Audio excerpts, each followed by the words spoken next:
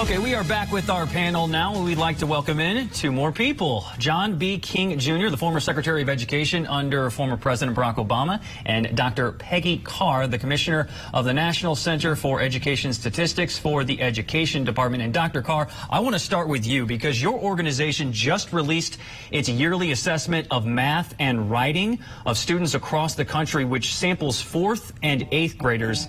And the results were pretty alarming. They showed that math testing scores saw the largest decline ever reported by the organization, and reading scores going down in more than half of all the states. Here's what Education Secretary Miguel Cardona said on these grim numbers. Let's listen. This is not a wake-up call for us to double down our efforts and improve education, even before it was, before the pandemic, then I don't know what will. So the big question, Dr. Carr, is why? Why are the test scores so bad, and what can be done to fix this? Well, it certainly is a defining moment in the history of education in this country, that's for sure. We have a lot of work ahead of us. We have strategies that we know work. We need evidence-based strategies with science behind them so that we can get this whole generation of students back on track. A lot of learning loss has occurred. A lot of unfinished learning has occurred, but the strategies to fix them are known, and we need to get the pedal to the metal. Do you know why it got so bad, though? Well, you know, I don't make this statement lightly, but it is clear that the massive disruptions of the pandemic had a toll on student achievement in this country. And it wasn't just the academic side of it. The social emotional side for the whole child was impacted. Mental health issues are really challenging the students and the teachers. Bullying is up. We're having more disruptions in schools. We need to focus on the whole child, but the academics clearly is what we're talking about today primarily. And isn't it just an indictment of remote learning, essentially? Parents tried their best. Kids, many of them tried their best, but remote will never, ever be the same environment or the same quality as in person. Isn't that one of the many COVID lessons? We want students in school. You know, what we learned, if we take nothing away from what happened here, is that schools are important. Schooling is important. We knew that math was really sensitive to instruction, but now we can underscore that understanding. You know, remote learning was different across the country. It was as variable as we have states and jurisdictions. It's really hard to draw a straight line just for remote learning to what disruptions. All right, John, let's get over to you now. Given the growing debate over education, what it should look like, how concerned are you that this testing data will be weaponized, the negative effects of this testing data? You know, look, I'm very worried that folks are going to spend a lot of time trying to assign blame rather than talking about how we move forward. As Peggy said, we know what works. We know that if we provide students with intensive tutoring, with well-trained tutors, working with them consistently, students make progress.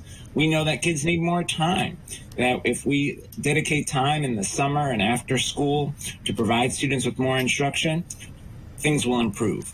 We know that if we provide teachers with good professional development and we recruit strong, diverse teachers to our classrooms, we will see progress. And so we've got to make sure that folks don't spend a lot of time trying to point fingers, but instead focus on how we help our students recover. So, Kim, how does this new information about test scores impact teachers that they're already overwhelmed by the current curriculum, with returning from those pandemic restrictions and the culture wars that have kind of engulfed the education system lately? Well, this doesn't tell us anything we didn't already know. We have already been sounding the alarm for quite some time, even before the pandemic.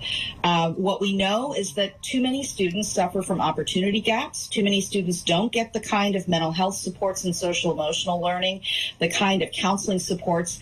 Too many educators do not have access to the high quality professional development to know how to accelerate learning. We do know, I agree with Commissioner Carr, we do know what the strategies are. NEA's partnered with the National Student Support Accelerator to try to accelerate learning, much like former Secretary King just described, high dosage tutoring. We know how to get this done. The problem is that too often, too many resources, particularly in the schools that need it the most, poor schools, rural schools, schools that have high concentrations of poor children, children of color, English learners, students with disabilities, are often starved of those resources. And so we've got to get serious about both the evidence-based instructional methods that work, but also we've got to get serious as communities, as parents, and as lawmakers, bonding together to properly resource our schools, because that's what our students need. Really important to note, really quickly, test scores dropped most sharply among minority children, and performance gaps between white students and their Black and Hispanic counterparts, that has widened since 2019. An already existing problem got worse. Jenny, let's come back to you because at the end of the day, you're living this, not only as a mom of 3 kids, but a former teacher yourself. With all due respect to the officials, this is not an abstract for you. This is real life. So when you hear about falling test scores, you've come through COVID. You saw the shooting in St. Louis yesterday in a country that, has a rash of this kind of school violence. Where is your mind and your heart right now with 3 young kids going through this system? It's not an academic exercise for you. It's what you wake up to every day. Where's your heart and head right now and your concerns for your 3 little ones? I mean, I believe the experts when they say that we already know the strategies that we need to implement. I think all of that goes out the window when my kids don't have teachers in all of their classrooms. My 12-year-old told me the other day that one of his classes was a blow-off class, and I was kind of like, excuse me? But then, come to find out they're supposed to be working on computers, and they haven't touched computers all year. So, when they have a substitute in there, I believe that substitute is doing their best job, but we need to get teachers in the classrooms, and we're going to have to do that by paying them better and treating them better. And that stuff doesn't get decided often at the federal level. It's getting decided by our state and local lawmakers and policymakers. And I think that's why it's really important for me as a parent to get out there and vote, not just on the Senate race and the House race, but all the way down that ballot. Did you say Amen, Jenny? Did you say a blow-up class or a blowout class? Blow-off class. Blow-off class. Oh, okay. So you're not seeing sufficient. Are you seeing in your children's education the ratio of teacher to student? Are there too many students per teacher right now because of the staffing issues? Or no teacher at all? In this case, there's just no teacher at all. He's in middle school, and so one of his classes, luckily for him, it's an elective, but still, those are important. Yeah, absolutely. So education issues, they impact elections, as Jenny was just talking about, at the federal, state, and even that local level, all the way down the ballot. And in recent years, more attention is being placed on school board elections. There's a lot of social wars that Jay mentioned earlier. Culture wars take place with people protesting. At board meetings, we've seen those get pretty nasty about critical race theory in particular, LGBTQ plus rights, and even calling for book banning. Let's take a listen. There was a sign on one of the doors that had a rainbow flag on it that said safe space. To me, as a straight person, I felt like I couldn't use that space because it was only allotted for gay people. So I think we need to get it out of the schools. Let the parents... Thank you. They caught you red-handed with an enemies list to punish opponents of critical race theory. So, John, there are even some PACs now putting their money behind these races. So how have local school board positions become a larger part of midterm elections over the last couple of years in particular?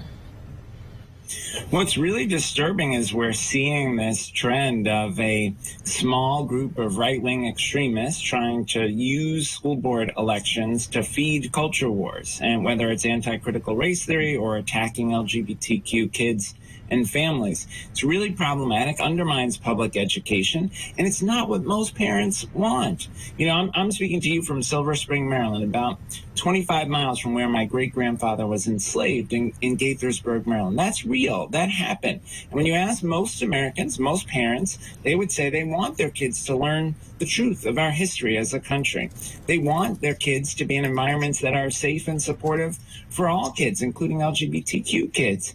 So this is a very dangerous trend, and it goes to why folks need to turn out and pay attention for their school board elections and make sure that they're supporting candidates who believe in and care about public education.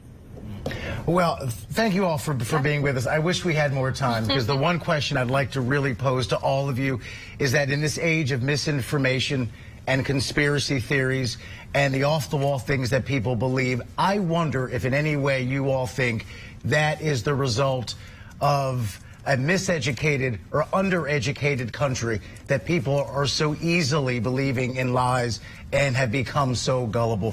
That's obviously a very deep, complicated conversation that we don't have time to get into, but I think it's food for thought right now that we've gotten to this point. Thank you all so much, and keep up the great work that you're doing, and God bless your 3 little kids. Yes. Jenny, my wife's name too. I know you're a good person.